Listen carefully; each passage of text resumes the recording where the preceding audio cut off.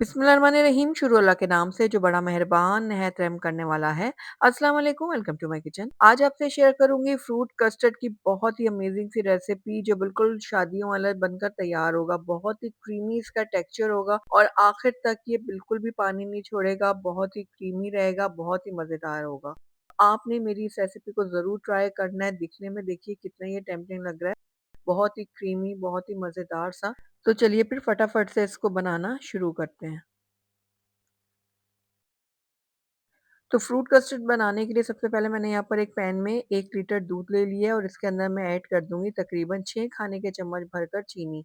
ये बिल्कुल perfect measurement है। अगर आपको ज़्यादा मीठा पसंद है तो आप 1-2 चम्मच बढ़ा सकते हैं और अगर कम पसंद है तो 1-2 चम्मच घटा भी सकते हैं। तो यहाँ पर चूंकि मैं उबला हुआ दूध इस्तेमाल कर रही हूँ तो इसलिए मुझे यहाँ पर बहुत ज़्यादा देर इसको पकाने की ज़रूरत नहीं पड़ेगी। बस 2 उबाल आने तक मैं इसको पका लूंगी। लेकिन अगर आप बगैर उबला हुआ दूध इस्तेमाल कर रहे हैं तो फिर उसको अच्छा खासा पकाइएगा, 3 से 4 बॉयल आने दीजिएगा। तो यहाँ पर देखिए इसमें दूध में अच्छा सा बॉयल आ चुका है, चीनी अच्छे से मेल्ट हो गई है। बस अब इस टाइम पे आकर ना इसके अंदर हम ऐड कर देंगे कस्टर्ड पाउडर। मैं यहाँ पर स्ट्रॉबेरी फ्लेवर का इस्तेमाल कर रही हूँ कस्टर्ड में, आप चाहे तो वनीला या और कोई जो भी आपको फ्लेवर पसंद है उसका इस्तेमाल कर सकते हैं। तो यहाँ पर तकरीबन 4 खाने के चम्मच भर के मैंने कस्टर्ड पाउडर लिया था और इसको हाफ कप दूध में मैंने अच्छे से घोल लिया था।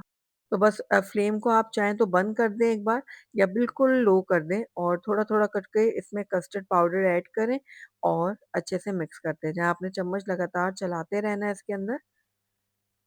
तो अगर आप बिगिनर हैं तो आप एक दफ़ा फ्लेम को बंद कर दें, कस्टर्ड को दूध के साथ अच्छे से मिक्स करने के बाद दोबारा से चला लें फ्लेम को और उसके बाद इसको आपने कम से कम भी 5 से 6 मिनट के लिए पकाना है क्योंकि कस्टर्ड का कच्चापन जो है ना वो ख़त्म होना चाहिए और कस्टर्ड को अच्छे से गाढ़ा हो जाना चाहिए क्योंकि इसके अंदर हमने फ्रूट्स का इस्तेमाल करना है वरना फिर क्या होगा कि आपका कस्टर्ड जो है ना वो पतला हो जाएगा, खाते-खाते ही पतला हो जाएगा। तो ये देखिए अच्छी तरह से हमने कस्टर्ड को पका लेना है।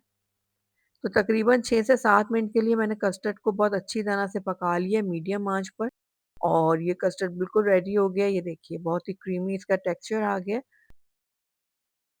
तो बस कस्टर्ड हमारा रेडी है, फ्लेम को बंद करते हैं और इसको हम रूम टेम्परेचर में आने देते हैं।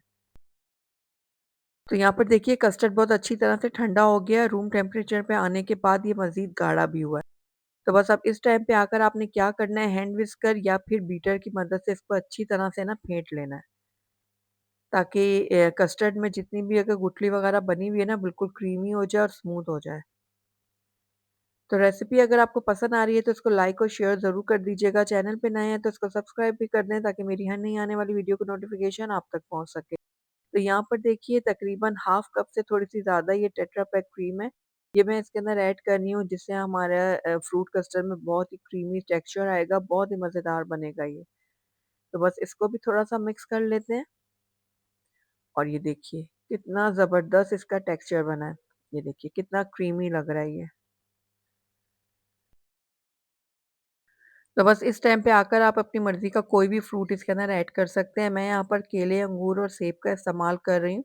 यहाँ पर 3 अदद मैंने केले ले लिए थे और आधे कप से ज़्यादा मैंने अंगूर लिए है और एक मीडियम साइज़ का मैंने सेब ले लिया था, इसको मैंने छोटे टुकड़ों में काट लिया है। तो बस यही तीनों फ्रूट मैं यहाँ पे इस्तेमाल करने वाली हूँ। आप चाहें तो पाइनएप्पल का, कॉकटेल का या जो भी फ्रूट आपको पसंद है आप इसमें डाल सकते हैं, लेकिन कोशिश ये कीजिए कि जो पानी छोड़ते हैं ना फ्रूट वो आप इसमें मत ऐड करें वरना आपका जो कस्टर्ड है ना वो ख़राब हो जाएगा। और ज़्यादा खट्टा जो फ्रूट होता है जिसमें थोड़ा-सा खटास होती है वो भी इसमें ऐड मत कीजिएगा। आप चाहें तो इसके अंदर जेली भी बनाकर छोटे-छोटे टुकड़ों में काट के डाल सकते हैं। तो बस अच्छे से मिक्स करने के बाद ये देखिए कितनी ज़बरदस्त हमारी इसकी लुक आई है। ये देखिए कितना क्रीमी, कितना मज़ेदार बना है। तो चलिए इसको मैं आपको डिश आउट करके दिखा देती हूँ। तो आखिर में इसके ऊपर थोड़े से नट्स मैं डाल रही हूँ, जो कि बिल्कुल ऑप्शनल है। अगर आप नहीं डालना चाहते तो स्किप कर सकते हैं। तो ये देखिए इसकी फाइनल लुक। बहुत ही मज़ेदार, बहुत ही क्रीमी हमारा ये फ्रूट कस्टर्ड बनकर तैयार हो गया है। आप ज़रूर एक बार इसको ट्राई कीजिएगा। मुझे पूरी उम्मीद है आपको और आपके घर वालों को ज़रूर पसंद आएगा, स्पेशली अगर मेहमानों के लिए बना रहे हैं, तो वो भी बहुत ज़्यादा पसंद करेंगे। अगर आपको मेरी आज की रेसिपी पसंद आ रही है, तो उसको लाइक ज़रूर कर दीजिएगा और मेरी वीडियो को शुरू से एंड तक देखने का आपका बहुत-बहुत शुक्रिया। Thank you for watching. अल्लाह हाफ़िज़।